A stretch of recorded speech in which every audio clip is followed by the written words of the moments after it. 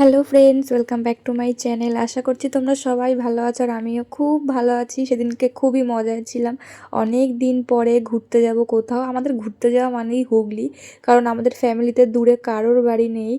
আর এবার আরও বেশি খুশি, কারণ আমরা ফ্যামিলির কেউ যাচ্ছি না, আমরা 4 বোন মিলে যাচ্ছি। আমাদেরকে ফ্যামিলির লোক ছেড়েছে, এটাই বড় কথা।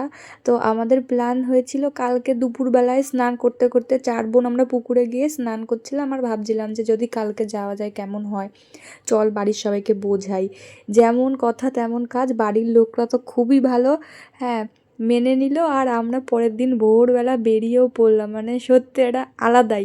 4 বোন মিলে যাচ্ছি। তো প্রথমে টিকিট কেটে চলে আসলাম ঠাকুরনগর স্টেশনে।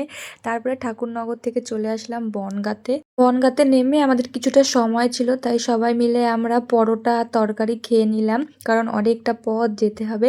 তারপরে আমরা উঠে পড়লাম রানাঘাটের ট্রেনে। এই ট্রেনটাতেই আমাদের বেশিক্ষণ থাকতে হবে, পুরো বনগাঁ থেকে রানাঘাট স্টেশন অবধি। আর রানাঘাটে তো প্রচুর ভিড়, আর যা স্টেশন, মানে এক একটা স্টেশনই গুলিয়ে ফেলছি। একটা লম্বা স্টেশনে সেটা আবার হাফ হাফ করা, 3 নাম্বার 4 নাম্বার পুরো গুলিয়ে যাচ্ছিল। যাই হোক, তাও দৌড়ে বলতে গেলেই ট্রেনটা পেয়েছি। ট্রেনটা চলে যাচ্ছিল, আবার থামলো, আমরা উঠে পড়েছি, নাহলে আবার 10 মিনিট পরেই ছিল যদিও বা।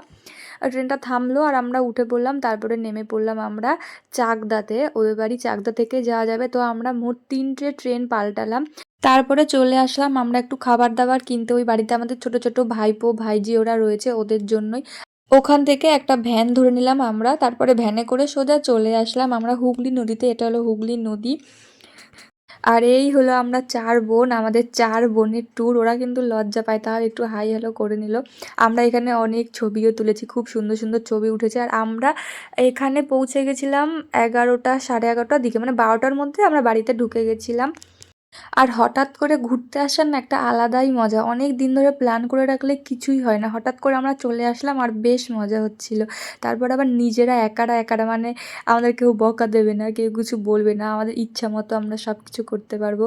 আর এই যে সে ওদের জন্য যেই খাবারগুলো নিয়ে নিয়েছিলাম, অনেকক্ষণ অপেক্ষা করার পর চলে আসলো আমাদের ট্রলার। এটাকে ট্রলারই বলে ওখানে। তো ওটাতে করেই আমরা ওই পারে যাব।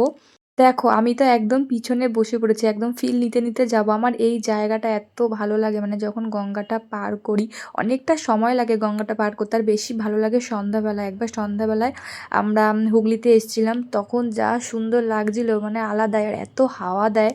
তারপরে আমরা চলে আসলাম ওই পারে। আর এখানে দেখো ভ্যান, সাইকেল, স্কুটি সব কিছুই এই ট্রলারে করে পারাপার করা হয়। আর একটা ব্রিজও আছে, কিন্তু ব্রিজটা অনেকটা দূরে হওয়ায় পাড়ার, মানে গ্রামের লোকজন এখান থেকেই পারাপার করে, আর আমরাও এখান থেকেই আসি। আর এই জায়গাটা একবার দেখো, পুরো নদীর পাশে মাটির রাস্তা, কি যে সুন্দর লাগছিল। এপারে এসেই আমরা একটা টোটোতে উঠে পড়লাম, আর টোটোটা আমাদের পুরো বাড়ির সামনেই নামিয়ে দেবে। আর দেখো, আমরা চলে এসেছি আমাদের গন্তব্যস্থানে। আর এসে দেখছি উঠোনে সর্ষে রয়েছে। আমার দাদা যেহেতু চাষবাস করে, ওর জন্যই পুরো উঠোন ভর্তি। আর এই যে আমার ভাগ্নে ওরা চলে এসছে। তারপরে এসেই আমরা চলে এসেছি গঙ্গাতে। গঙ্গাতে আজকে কম জল ছিল, মানে ভাটা চলছিল। তাতে আমাদের কোনো অসুবিধা নেই, তাও আমরা স্নান করব, কারণ এখানে গঙ্গায় স্নান করতে খুব ভালো লাগে। এই যতদিন আমরা থাকি এখানে এই গঙ্গাতেই স্নান করি, কারণ আমাদের ওখানে তো সেরকম পুকুর টুকুর নেই, ওর জন্য এখানে আসলেই আমরা গঙ্গায় স্নান করি। এসে আমরা খাওয়া দাওয়া করে নিলাম, আর মেনুগুলো দেখাতে পারিনি। তারপরে খাওয়া দাওয়ার পরে আমরা চলে আসলাম এই পাশটা একটু ঘুরে দেখার জন্য। মানে ওদের বাড়ি, দুটো বাড়ির পরেই এই চাষবাসের জায়গাটা, এই জায়গাটাও খুব ভালো লাগে। আর এখানে না দুটো বাঁদর বসেছিল, দুটো বলা ভুল, কতগুলো দেখো, অত ভালো দেখা যাচ্ছে না কারণ অনেক দূরে তো। অনেকগুলো, প্রায় 10টার, এখানে প্রচুর পরিমাণে বাঁদর দেখা যায়। তারপরে আমরা আবার একটু ঘরেই চলে যাচ্ছিলাম, কারণ বাইরেটা রোদ, ভাবলাম বিকেল হোক তারপরে ঘুরতে বেরোবো। আর আমার সাথে হয়ে গেল একটা সেই অবাক করা কাণ্ড। আমার দাদার ঘর থেকেই দেখো বাথরুমটা দেখা যাচ্ছে। আমি গেছিলাম বাথরুমে, আর গিয়ে দেখি এরা দুজন উপরে। আমি দৌড়ে চলে এসেছি, ভাগ্যিস আমাকে ধাওয়া করেনি। তারপরে ওকে আমরা ভেঙাচ্ছিলাম, আমরা সবাই মিলে ভেঙাচ্ছিলাম। আর দেখো, ওরা তো খেপে গেছিলো। ওদের নিয়ে আমরা যা মজা করছিলাম, মানে বলার বাইরে। আমাদের ওখানে তো বাঁদর দেখা যায় না, তাই এই বাঁদরগুলোকে নিয়ে প্রচুর হাসাহাসি করছিলাম। তারপরে হালকা করে একটা ঘুম দিয়ে চলে আসলাম আমরা ক্যাফেতে যাওয়ার উদ্দেশ্যে। ক্যাফে মানে কি, ওখানে একটা দূরে একটা চায়ের দোকান আছে, ওখানে আমাদের ঠাকুরনগরে যেমন প্রচুর ঘোরার জায়গা, ওখানে কিন্তু তেমন ঘোরার জায়গা নেই, কমই, ওদের বাজারও প্রচুর দূরে। দেখো চলে এসছে আমাদের মাটির কাপে চা। আর হুগলিতে আসলে আমরা এই জায়গাটাতেই আসি, এছাড়া আর ঘুরতে যাওয়ার মতো তেমন জায়গা নেই। চারপাশে হচ্ছে গিয়ে চাষ করা হয়, সেগুলো আমরা দেখি, নদীতে যাই, ওগুলোই দেখা। তারপরে রাতের বেলাতে আমরা বাড়ি আসছিলাম, আর কোনো লাইট নেই, ওপাশে অনেক দূরে লাইট, রাস্তাতে তো লাইট নেই। যাই হোক, তাও মজা হয়। আর এখানে এত সুন্দর ফাঁকা রাস্তা, আর দুপাশে চাষের জমি, মাঝখানে সরু রাস্তা, এত সুন্দর, জামদানির থেকেও সুন্দর জায়গা। কিন্তু এখানে তো কেউ নেই, বেরোয় না রাতে সেমন একটা, তাই আমরা বলা বলি করে আসছিলাম যে যদি ঠাকুরনগর হতো এই জায়গায় প্রচুর লোক থাকতো। আর দেখো এখানে হচ্ছে একটা সারপ্রাইজ, আমার ভাগ্নির পরের দিন মানে রাত 12টার পরে জন্মদিন, তাই ওর একটা বান্ধবীকে নিয়ে আমরা বাজারে এসছিলাম, ওকে না জানিয়ে মিথ্যে কথা বলে বাজারে এসছিলাম, ওর জন্য একটা কেক নিলাম। আর কেক নিয়ে ওর বান্ধবীর বাড়িতেই লুকিয়ে রেখে এসেছিলাম। আর এসে দেখছি ওরা সবাই মিলে চাউমিন রান্না করার জন্য প্রস্তুতি নিচ্ছে। আমার এই দিনগুলো সত্যি আর ফিরে পাবো না, এত সুন্দর ছিল। আমরা সবাই মিলে গল্প করতে করতে রান্না করছিলাম, তারপরে খেয়ে নিলাম একটু দুধ, ওদের বাড়িরই গরুর।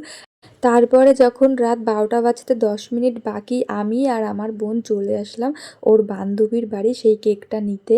আর দেখো ওর বান্ধবীকে বারবার ফোন করছি, কিন্তু বান্ধবী ফোন আর ধরে না। আমরা তো ভয় পেয়ে গেছিলাম যে কিভাবে নেব, হ্যাঁ ডাকাও যাবে না, আর চারিপাশে কেউ নেই, মানে ওই গ্রামে 12টা মানে অনেক। তারপরে অনেক কষ্টে ওর বান্ধবী ঘুম থেকে উঠলো, কিন্তু চাবি খুঁজে পাচ্ছে না। আমি বলছি ভাই চাবি খোঁজ, চাবি খোঁজ। ও ঘুমে টুল খাচ্ছে, চাবি খুঁজে পাচ্ছিল না। ওদের বাড়ির গেটের নিচে ভাগ্যিস ফাঁকা ছিল, সেখান থেকেই ও কেকটা দিল। ও আসলো না, ওর এত ঘুমের ঝুল।